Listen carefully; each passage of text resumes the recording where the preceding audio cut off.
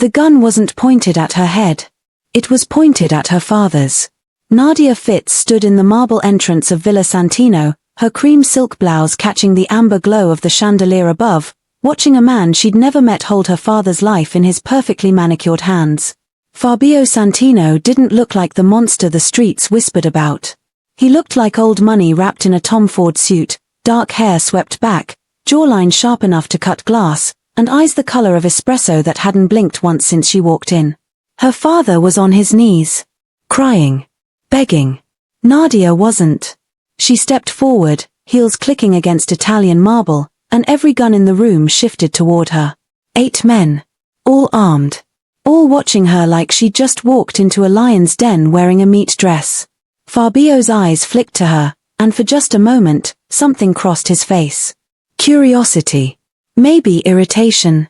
She couldn't tell. You his daughter. His voice was smooth. Controlled. The kind of voice that didn't need to yell to make you listen. I am. Then you know what he owes me. I do. Her father sobbed louder. She didn't look at him. Fabio tilted his head, studying her like she was a puzzle he didn't have the patience to solve. You're not scared.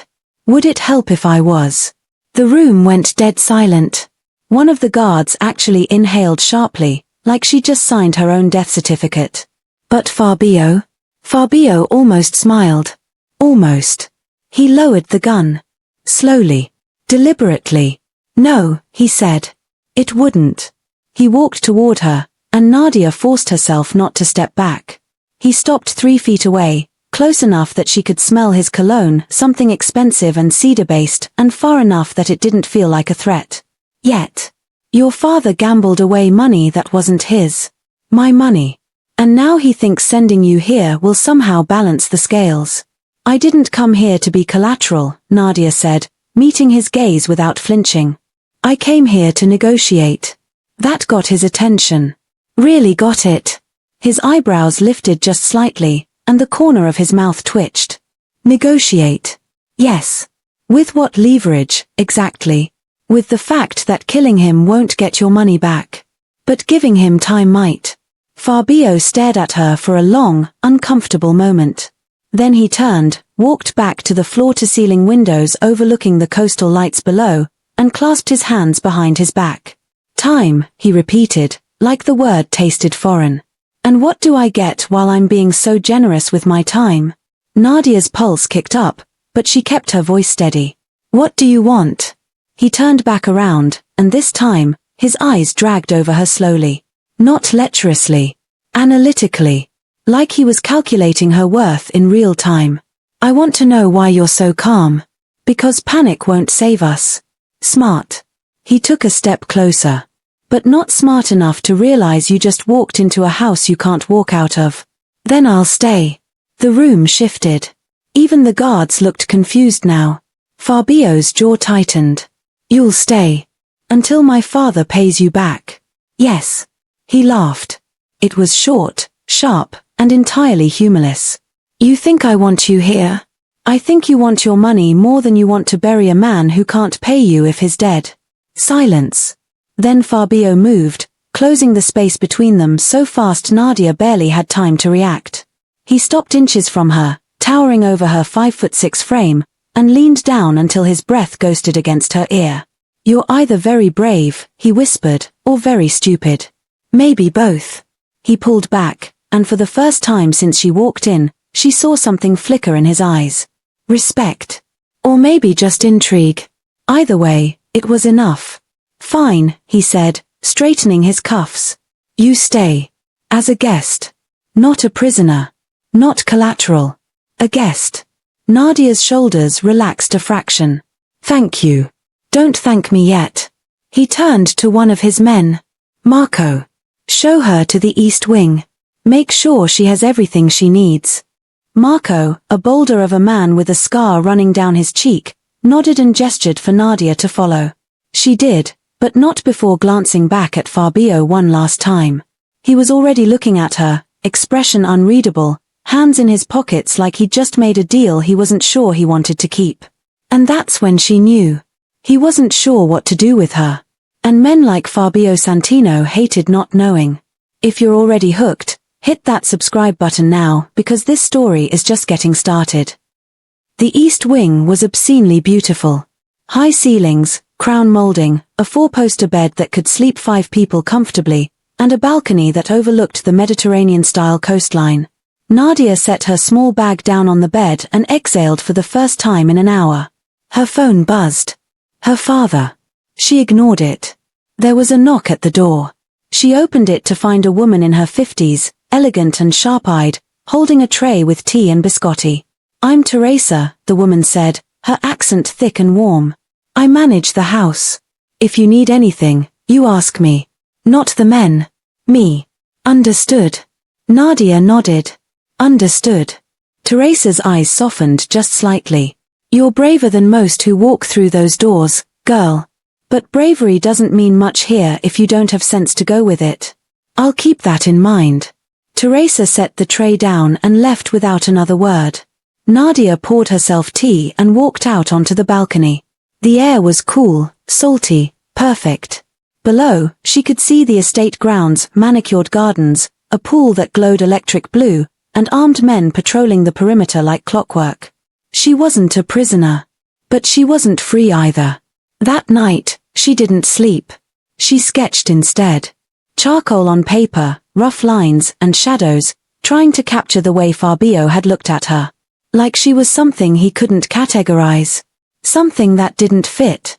She didn't know why that mattered. But it did. The next morning, Nadia woke to sunlight streaming through sheer curtains and the smell of fresh espresso wafting up from somewhere downstairs. She dressed simply jeans, a white tee, hair pulled back and made her way down the grand staircase. The villa was quieter during the day. Less menacing. Almost normal.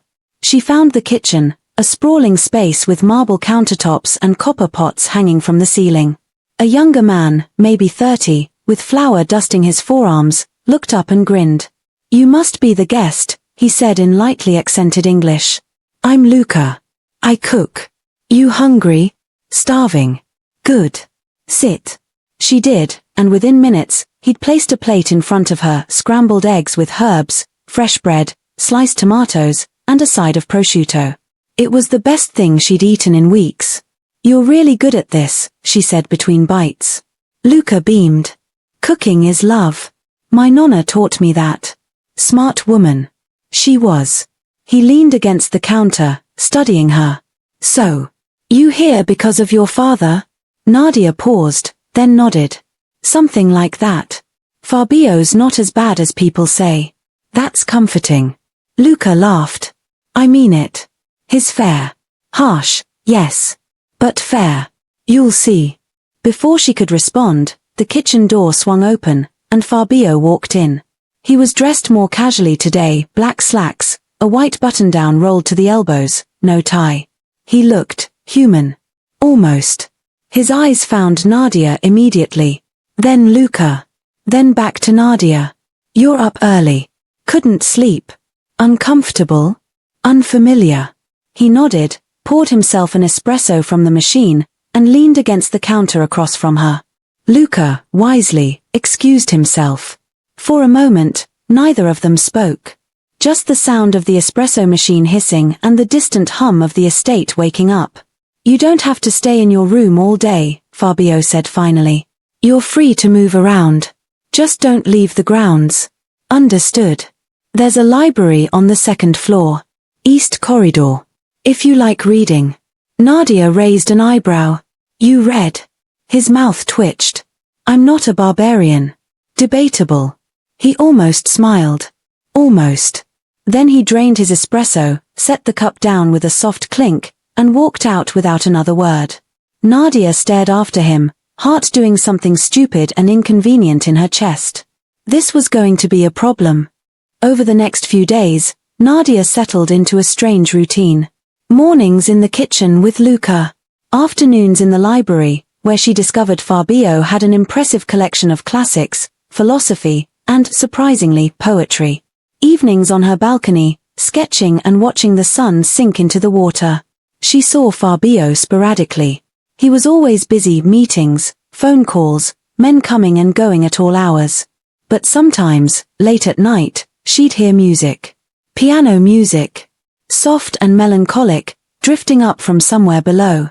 One night, curiosity got the better of her. She followed the sound down the main staircase, through a hallway she hadn't explored yet, and stopped outside a partially open door. Inside, Fabio sat at a grand piano, fingers moving over the keys with startling grace. He played like he did everything else, controlled, precise, but with something underneath. Something raw. She must have made a sound, because he stopped abruptly and turned. "You're spying on me," he said, not a question. "I'm listening."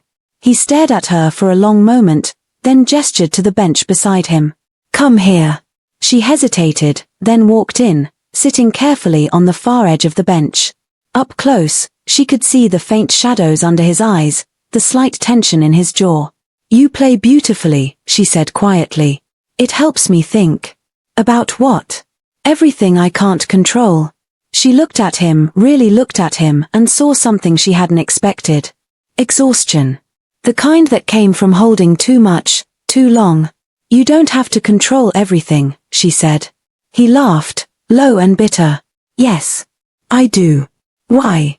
"Because the moment I stop, people die." The weight of that statement settled between them, heavy and undeniable. Nadia didn't know what to say, so she didn't say anything. She just sat there, close enough to feel the warmth of him, and listened as he started playing again. This time, softer. Sadder. And when he finished, he didn't look at her. He just whispered, "You should go back to bed." She did. But she didn't sleep. The next morning, Nadia found herself in the library again, curled up in an oversized leather chair with a copy of Dante's Inferno. She was halfway through Canto V when Fabio walked in, paused, and raised an eyebrow. Dante seemed appropriate.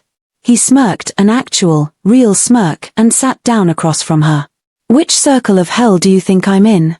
She didn't even hesitate. "Whichever one punishes people who think they're untouchable." His smirk widened. "Fair." They sat in comfortable silence for a while, him flipping through a financial report, her reading. It felt normal. Domestic, even. And that terrified her more than anything else about this place. "Can I ask you something?" she said suddenly. He looked up. "You just did. Why didn't you make me collateral?" His expression shifted, guarded again. "Because I don't own people. Your reputation says otherwise." "My reputation," he said slowly, "is built on fear. Not fact. So you're secretly a good guy?" "No." His eyes locked on hers. "I'm not. But I'm not a monster either. And I don't punish people for crimes they didn't commit." Nadia's chest tightened. "My father committed the crime." "Exactly."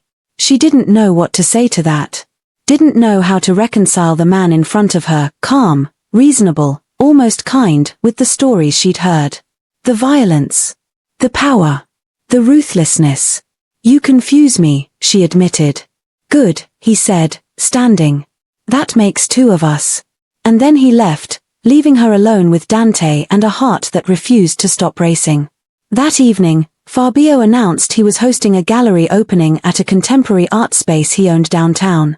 Nadia wasn't invited. But Teresa appeared at her door with a garment bag and a knowing smile. "He didn't ask," Teresa said, "but he wants you there." "How do you know?"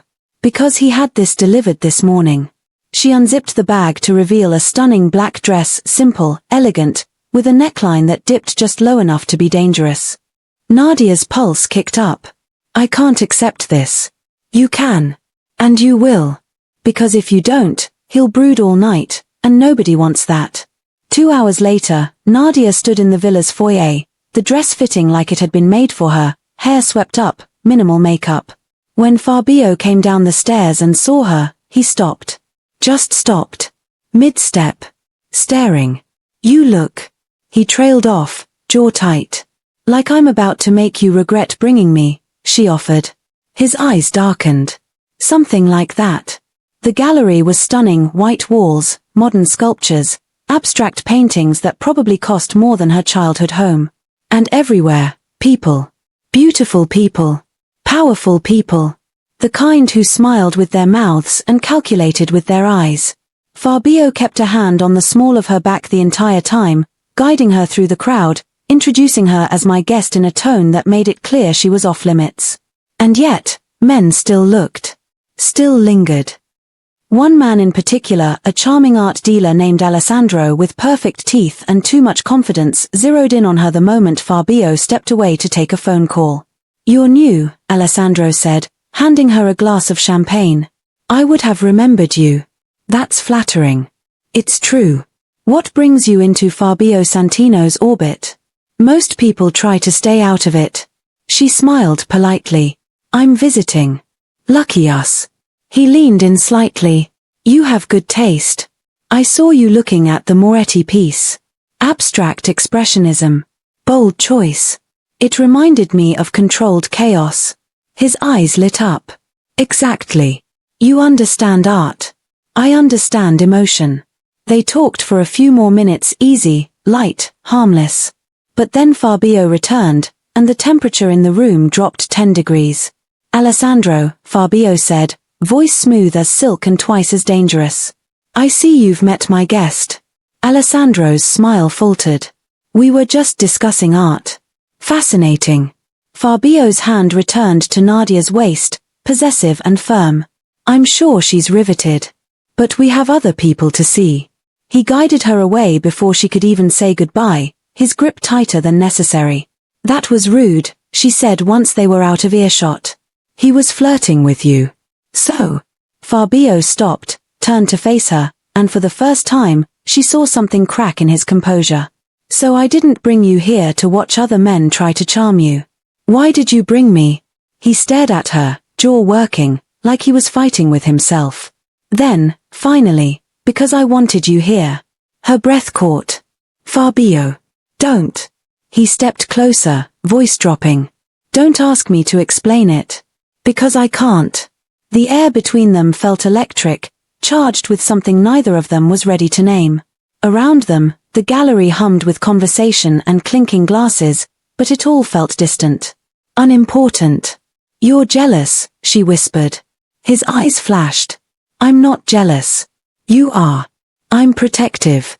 "Of what?" His gaze dropped to her lips, lingered there, then dragged back up. "Of what I'm trying not to want." Her heart slammed against her ribs. Before she could respond, his phone buzzed.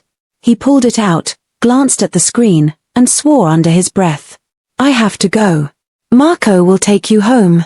And just like that, the moment shattered. That night, Nadia couldn't stop thinking about the way he'd looked at her. Like she was something precious. Something dangerous. Something he couldn't afford but wanted anyway. She sketched until her hand cramped, filling pages with the sharp lines of his jaw, the intensity in his eyes, the way his hand had felt against her waist, steady and claiming and impossibly warm. She was in trouble. Deep, complicated, stupid trouble. And the worst part, she didn't want out. The following days blurred together, breakfasts with Luca, afternoons in the library, evenings avoiding Fabio because being near him felt like standing too close to a fire. But avoidance only worked for so long. One afternoon, she found herself in the music room again, this time in daylight. She ran her fingers over the piano keys, remembering the way he'd played. Tentatively, she pressed down on middle C, then D, then E. A simple melody. Childish, almost. "You play?" She jumped, spinning around to find Fabio leaning against the doorframe, arms crossed, watching her with that infuriating half-smile. "Not really. My mom tried to teach me when I was little, but I was terrible." "Try again." "What?" He pushed off the doorframe and walked over, sitting down on the bench and patting the space beside him. "Try again." "I'll help." Her pulse spiked, but she Saturday. Their thighs brushed. He took her right hand, placed it on the keys, and guided her fingers through a simple scale. His touch was warm, careful, and entirely distracting. "See? Not so hard." She tried to focus on the keys, but all she could feel was him, the heat of his body, the scent of his cologne, the low rumble of his voice. "Why are you doing this?" she asked quietly. "Doing what?" "Being kind to me." He didn't answer right away. Just kept guiding her hand through the scale, over and over. Then, finally, Because you're the first person in a long time who looks at me like I'm still human. Her chest tightened. She turned to face him, and the space between them evaporated. His eyes dropped to her mouth, and she stopped breathing. Fabio. Tell me to stop, he whispered. She didn't. He leaned in, slowly, giving her every chance to pull away. But she didn't move. Didn't breathe. Just waited, heart hammering, as his lips brushed against hers, soft, tentative, like he was afraid she'd disappear. And then he kissed her. Really kissed her. Deep and slow and devastating, one hand cupping her jaw, the other sliding into her hair. She melted into him, every logical thought evaporating as the world narrowed down to this, his mouth, his hands, the way he kissed her like she was the only thing that mattered. When he finally pulled back, they were both breathing hard, foreheads pressed together. I shouldn't have done that, he said, voice rough. But you did. I did. Are you going to do it again? He pulled back just enough to meet her eyes, and what she saw there made her stomach flip. Want. Need. Fear. If I do, he said carefully, I won't be able to stop. Then don't stop. Something in him broke. He kissed her again, harder this time, pulling her onto his lap like he couldn't get close enough. She gasped against his mouth, fingers tangling in his hair, and for the first time since she arrived, she felt completely, recklessly alive. When they finally broke apart, she was straddling him, dress hiked up, both of them flushed and breathless. We should stop, he said, even as his hands gripped her hips. We should. Neither of them moved. Nadia, he breathed, and the way he said her name, desperate, reverent, made her ache. I want this, she whispered. I want you. He stared at her, searching her face for any hesitation. You understand what you're saying? Yes. You can leave. Right now. I'll arrange it. New city, new life, money to start over. You don't have to. She kissed him, cutting him off, and when she pulled back, her voice was steady. I'm not leaving. His grip tightened. Why? Because staying was never about obligation, Fabio. It was about choice. And I'm choosing you. For a moment, he just looked at her, really looked at her, like he was memorizing every detail. Then he stood, lifting her with him, and carried her out of the music room, through the hallways, up the stairs, and into his bedroom. The space was massive, masculine, all dark wood and muted tones. But she barely noticed because he was kissing her again, walking her backward toward the bed, and every logical thought scattered like leaves in a storm.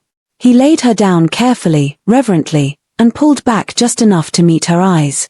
If you want to stop, at any point, you tell me. Understood. She nodded, throat tight. Say it. I understand. He kissed her again, slower this time, and the world narrowed down to sensation, his hands sliding under her dress, the warmth of his mouth against her neck, the way he whispered her name like a prayer. She'd never done this before.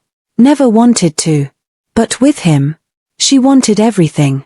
Clothes disappeared slowly, carefully, each layer revealing more vulnerability, more trust. And when he finally settled between her thighs, he paused. You're sure? I'm sure. What happened next was intense, overwhelming, and nothing like she'd imagined. There was pain, sharp and startling, but there was also him, murmuring reassurances, kissing her through it, holding her like she was something precious. And when it was over, when they were both spent and tangled together in the sheets, he noticed. The blood. He froze. Completely froze. Staring at the sheets like they held the answer to a question he didn't know how to ask. Fabio. He looked at her, eyes wide, something raw and unguarded flickering across his face. You were. He trailed off, jaw tight. You'd never. No. And you. He swallowed hard. You gave it to me. She reached up, cupping his face. Yes. Why? Because I wanted you to be the first. The only. He closed his eyes, exhaling shakily, and when he opened them again, they were glassy. You don't understand what you've just done to me. Then tell me. He pulled her closer, burying his face in her hair. You trusted me with something I didn't earn. Something I don't deserve. You're wrong. I'm not. His voice cracked. I'm a man who destroys things, Nadia. I take and I ruin and I. You protected me, she interrupted. You gave me time. You treated me like a person, not a transaction. You deserve more than you think. He pulled back, searching her face, and she saw it the exact moment he stopped fighting. The moment he let himself fall. I'm sorry, he whispered. For every assumption I made. For every way I underestimated you. You don't have to apologize. I do. He kissed her forehead, soft and lingering. You didn't give yourself because you were weak, Nadia. You gave yourself because you chose me. And that's... He exhaled shakily. That's everything. She smiled, exhausted and happy and completely undone. So what now? He pulled her closer, wrapping the blanket around them both. Now, I keep you. In every way that matters. Possessive. Completely. She laughed softly, and for the first time in weeks, she felt safe. Completely, recklessly safe. The next morning, Nadia woke to sunlight streaming through unfamiliar windows and Fabio's arm draped across her waist. For a moment, she just lay there, taking in the quiet intimacy of it, the sound of his breathing, the warmth of his skin, the way he held her even in sleep. Then he stirred, eyes fluttering open, and when he saw her, his expression softened into something almost boyish. Morning, he murmured, voice rough with sleep. Morning. He pulled her closer, pressing a kiss to her shoulder. How are you feeling? Sore. He winced. I'm sorry. Don't be. I'm happy. He smiled, a real, genuine smile, and her heart did something stupid in her chest. Stay here, he said, climbing out of bed. I'll bring breakfast. He disappeared before she could protest, and she took the opportunity to steal one of his shirts, a white button-down that smelled like cedar and him, and wander over to the windows. The view was breathtaking, all rolling hills and ocean in the distance.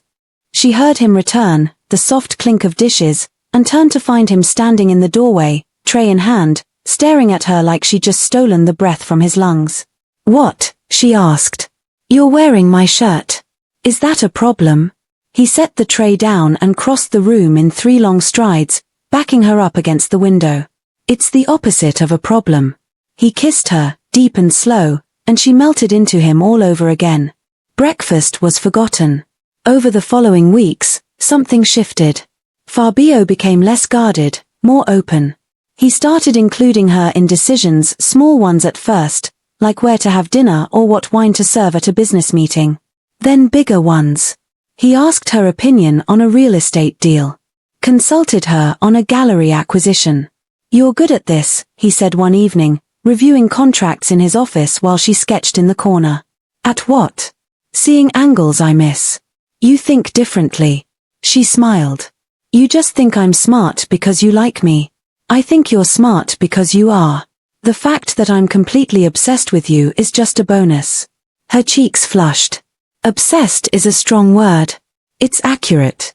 He set down his pen and leaned back in his chair, watching her. I haven't been able to focus on anything that isn't you for weeks. Is that a complaint? It's a confession. She set down her sketchbook and walked over, sliding into his lap.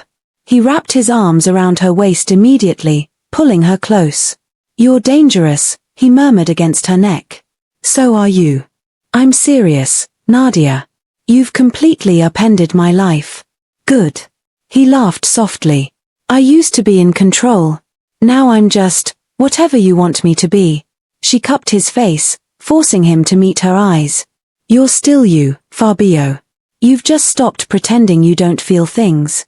He kissed her, slow and deep, and when he pulled back, his eyes were dark with want. Come to bed. It's 7 p.m. I don't care. She laughed, but she let him lead her upstairs anyway. But not everything was easy. Fabio's world was complicated, dangerous, and full of people who didn't appreciate change. One evening, during a meeting with his consigliere, a sharp-eyed man named Vittorio, Nadia overheard raised voices from Fabio's office. She's a distraction, Vittorio snapped. You're getting soft. Careful, Fabio said, voice low and dangerous. I'm serious. You're making decisions based on emotion now. That's not how we've survived this long. I'm making better decisions, Fabio corrected. Because I'm not just thinking about power anymore. I'm thinking about legacy. Since when? Since I realized there's more to life than control. There was a long pause. Then Vittorio sighed. She really got to you, huh? She did. And you're okay with that? Another pause. Then, I'm more than okay with it. I'm grateful. Nadia's chest tightened, and she slipped away before they could catch her eavesdropping. That night, as they lay tangled together in bed, she whispered, "Your people don't like me." He tensed. "Who said that?" "I have ears, Fabio." He sighed, pulling her closer. "They're cautious. They've seen people try to manipulate me before. And they think I'm manipulating you. They think I'm changing. And they're right. I am." She propped herself up on one elbow, searching his face. "Do you regret it?" "Not for a second." He traced a finger down her cheek. "You're the best thing that's ever happened to me, Nadia. And anyone who can't see that doesn't belong in my life." Tears pricked her eyes. "I love you." His breath caught. For a moment, he just stared at her, eyes wide and unguarded. Then he kissed her, desperate, reverent, like she was the only thing keeping him tethered to the earth. "I love you," he whispered against her lips. "More than I thought I was capable of." She smiled through tears. "Say it again." "I love you. I love you. I love you." She laughed, pulling him closer, and for the first time in her life, she felt completely whole. But peace never lasted long in Fabio's world. A few days later, Nadia was in the library when Teresa appeared, face pale. "You need to come with me. Now." "What's wrong?" "Your father. He's here." Her stomach dropped. She followed Teresa down to the main foyer, where her father stood flanked by two of Fabio's guards. He looked thinner, older, desperate.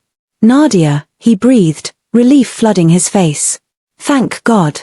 I didn't know if—" "What are you doing here?" she interrupted, voice cold. "I have the money. All of it.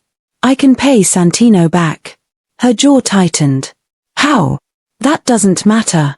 What matters is—" "It matters to me." He hesitated, and she saw it in his eyes. "Guilt. Shame. I borrowed it from someone else. So you just transferred the debt." "Nadia, please." "No." She stepped back. "I'm done cleaning up your messes. But you can leave now. Come home." "We can. I am home." He blinked, confused. "What?" Footsteps echoed behind her, and she felt Fabio's presence before he even spoke. He stopped beside her, hand settling on her lower back, grounding her. "She's not leaving," Fabio said, voice calm but absolute. Her father's eyes widened. You too." "We're together," Nadia said firmly. "And I'm staying." "You can't be serious. He's a criminal." "So were you when you gambled away money you didn't have?" Her father flinched. "Nadia." "Pay him back," she said. "Take your money, settle your debt, and don't contact me again." "You don't mean that." "I do." Her father looked at Fabio, then back at her, and whatever he saw in her face made him deflate. "I'm sorry. For all of it. I know. But sorry doesn't fix anything." He nodded slowly, defeated, and let the guards escort him to Fabio's office to settle the debt. When he was gone, Nadia exhaled shakily, and Fabio turned her to face him. "You okay?" "I will be." He pulled her into his arms, holding her tight. "I'm proud of you." "For what?" "For choosing yourself." She buried her face in his chest, breathing him in, and let herself be held. Later that evening, Fabio announced he was stepping back from certain aspects of his business, transitioning toward legitimate ventures, real estate, art galleries, investments. "It's time," he said, sitting across from her at dinner. "I've spent my whole life building an empire on fear. I want to build something different now. Because of me. Because of you," he confirmed, reaching across the table to take her hand. "You made me realize that power without purpose is just noise. And I'm tired of the noise." She squeezed his fingers.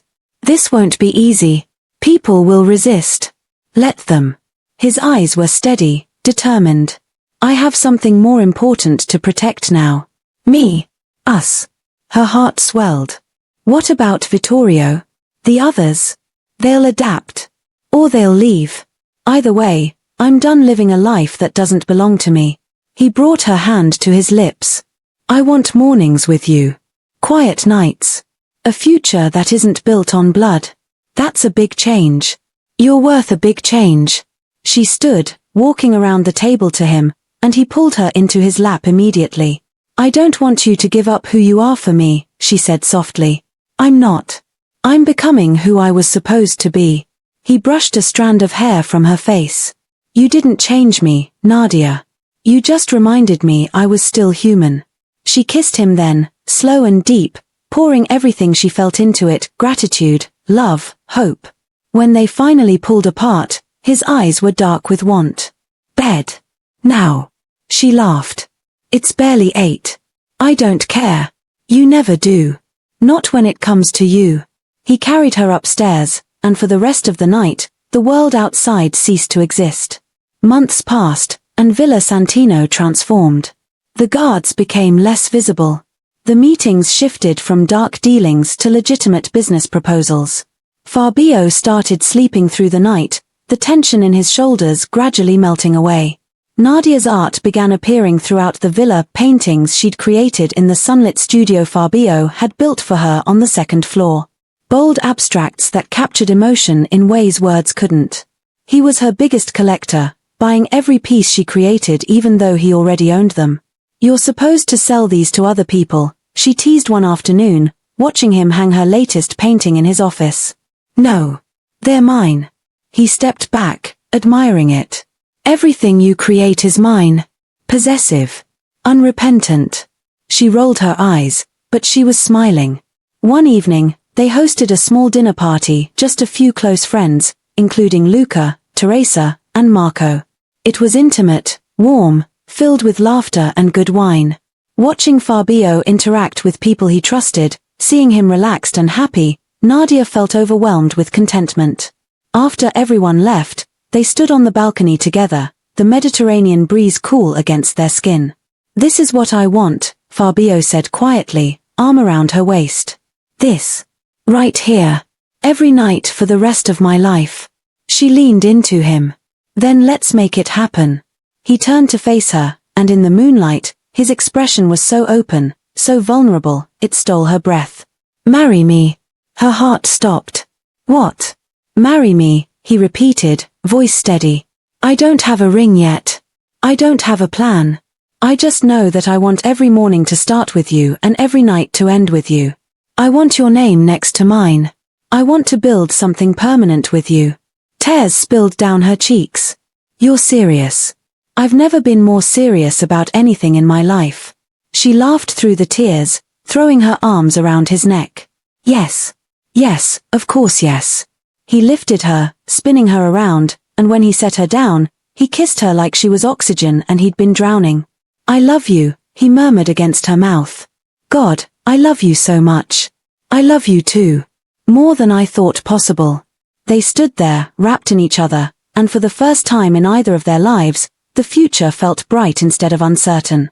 The next morning, Fabio disappeared for a few hours, returning with a velvet box and a sheepish smile. I know I already proposed, he said, sitting beside her on the bed. But you deserve the whole thing. He opened the box to reveal a stunning ring, simple but elegant, a single diamond that caught the light perfectly. It was my grandmother's, he explained. The only woman in my family who married for love instead of alliance. I think she'd like you. Nadia's throat tightened as he slid it onto her finger. It fit perfectly. It's beautiful. You're beautiful. He kissed her knuckles. And you're mine. Forever. Forever, he echoed. Planning the wedding became a welcome distraction. They kept it small, intimate, just the people who mattered. The ceremony took place in the villa's garden at sunset, surrounded by flowers and the people they loved. When Nadia walked down the aisle, Teresa beaming beside her, since her own father wasn't invited, Fabio looked at her like she'd hung the moon. His eyes were glassy, his jaw tight with emotion, and when she reached him, his hands trembled slightly as he took hers. The officiant spoke, but Nadia barely heard the words. She was too focused on Fabio, on the way he looked at her, on the promises in his eyes, on the future they were building together. I love you, he mouthed. I love you, she mouthed back. When they were pronounced husband and wife, he kissed her deeply, thoroughly, earning whoops and applause from their small audience.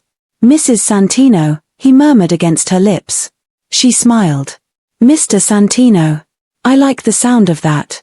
So do I. The reception was perfect, good food, better wine, dancing under string lights. At one point, Fabio pulled her onto the dance floor, holding her close as a slow song played. Happy? He asked. Deliriously. Good. Because I plan to keep you this happy for the next 60 years. She laughed. 60? At least. I'm greedy when it comes to you. I've noticed. He spun her, dipped her dramatically, and kissed her to the sound of laughter and applause.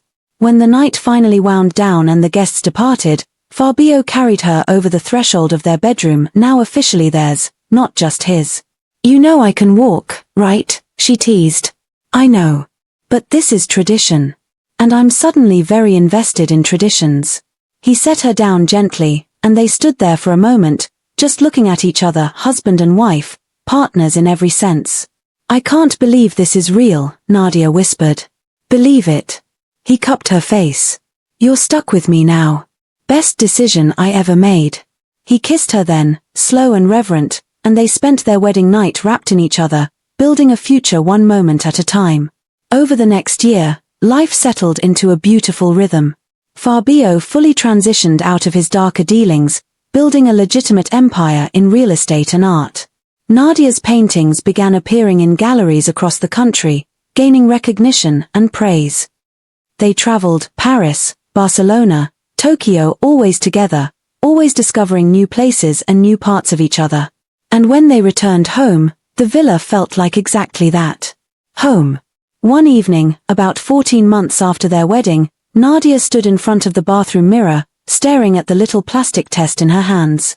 2 lines. Clear and undeniable. Her heart raced. They hadn't been trying, but they hadn't been preventing either. And now, she walked into the bedroom, where Fabio was reading in bed, and held up the test wordlessly. He looked at it. Then at her. Then back at it. His book fell to the floor, forgotten. You're. He couldn't seem to finish the sentence. Pregnant. Yes. He was off the bed in an instant, hands framing her face, eyes searching hers. Are you happy? Terrified. But yes. Are you? His laugh was shaky, disbelieving. I don't even have words, Nadia. I'm everything. He dropped to his knees, pressing his forehead against her stomach. Hi, he whispered. I'm your dad. And I'm going to love you so much it's probably going to be annoying. Nadia laughed through tears, running her fingers through his hair. You're going to be such a good father. He looked up at her, eyes wet. I'm going to try. God, I'm going to try so hard. I know you will. He stood, pulling her into his arms, and they stood there in the quiet of their bedroom, holding each other and the promise of their growing family. Thank you, he whispered. For what? For choosing me. For staying. For giving me a life I never thought I deserved. She pulled back, meeting his eyes. You deserved all of it, Fabio. You just needed someone to show you. He kissed her then, soft, sweet, full of promises. 7 months later, their daughter was born. Small, perfect, with Fabio's dark hair and Nadia's eyes. They named her Sophia, after Fabio's grandmother. Watching Fabio hold her for the first time, this powerful man reduced to tears by a 6-pound baby, Nadia felt her heart expand in ways she didn't know were possible. She's perfect, he breathed, not taking his eyes off Sophia. She is. I'm never letting anything hurt her. I know. He looked up at Nadia then, and in his eyes, she saw everything: love, gratitude, devotion, fear. I don't know how to do this. Neither do I. We'll figure it out together. Promise. Promise. And they did. Together. The villa filled with new sounds, Sophia's laughter, her tiny footsteps, her endless questions as she grew. Fabio was a devoted father, patient and gentle in ways that surprised even him. He taught her to play piano, to stand up for herself, to be kind but never weak. Nadia painted more than ever, creating pieces inspired by motherhood, love, transformation. Her work became sought after, galleries clamoring for her pieces. But she never forgot where she came from, the scared woman who walked into a villa expecting the worst and found the best instead. On Sophia's 3rd birthday, as they watched her run through the garden with pure, unbridled joy, Fabio pulled Nadia close. "Do you ever regret it?" he asked quietly. "Staying here that first night?" She looked up at him, this man who had become her entire world. Not for a single second. Even though it was terrifying. Especially because it was terrifying. The best things in life usually are. He kissed her temple. "I love you. More than I loved you yesterday. Less than I'll love you tomorrow." "That's corny." "It's true." She laughed, leaning into him, and watched their daughter play. This life, this beautiful, imperfect, chaotic life, was everything she never knew she wanted.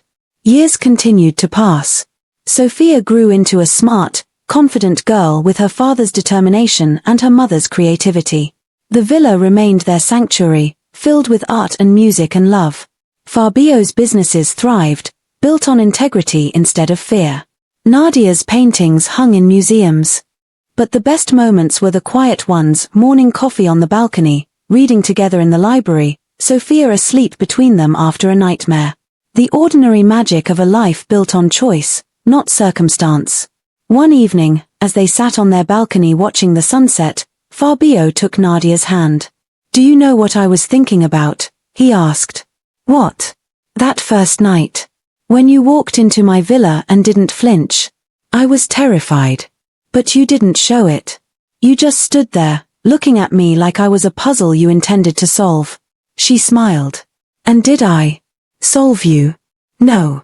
You did something better. You loved me anyway." Her throat tightened. "That's because you were worth loving. I wasn't. But you made me believe I could be." She turned to face him fully. "You were always worth it, Fabio. You just needed someone to see it." He pulled her close, kissing her forehead. "You changed everything, you know that?" "So did you." "I mean it. I was living in darkness, convinced that's all I deserved. And then you walked in and brought light. You brought your own light. I just reminded you it was there. Always so humble. One of us has to be." He laughed, the sound rich and warm, and they sat there as the sun dipped below the horizon, painting the sky in shades of orange and pink. Inside, they could hear Sophia practicing piano, the same song Fabio had played that first night Nadia heard him. The melody drifted out through the open windows, familiar and sweet. "She's getting good," Nadia said. "She has a good teacher." "You're biased." "Completely." He squeezed her hand. "But I'm also right." She leaned her head on his shoulder, perfectly content. "What do you think happens next?" "Next? In life? Where do we go from here?" He was quiet for a moment, considering. "Wherever you want to go. As long as it's together." "That's not very specific." "It doesn't need to be. I learned that from you, that the best things in life can't be planned. They just happen when you're brave enough to stay open to them." She lifted her head, meeting his eyes. "When did you become so philosophical?" "When I married an artist. It rubbed off." She laughed, and he kissed her, soft and familiar and still capable of making her heart race after all these years. "I love you," she whispered against his lips. "I love you more." "Impossible. Watch me." They stayed like that until the stars came out, wrapped in each other and the life they'd built. A life that started with fear and survival and transformed into something beautiful. Because sometimes the most dangerous thing you can do is trust. And sometimes, that danger becomes the greatest gift. Nadia had walked into Villa Santino expecting a cage. She found a home instead. Found love. Found herself. And Fabio, the man who controlled everything, learned that the best things in life can't be controlled. They can only be cherished. Inside, Sophia finished her song and called out, "Mama, Papa, come listen."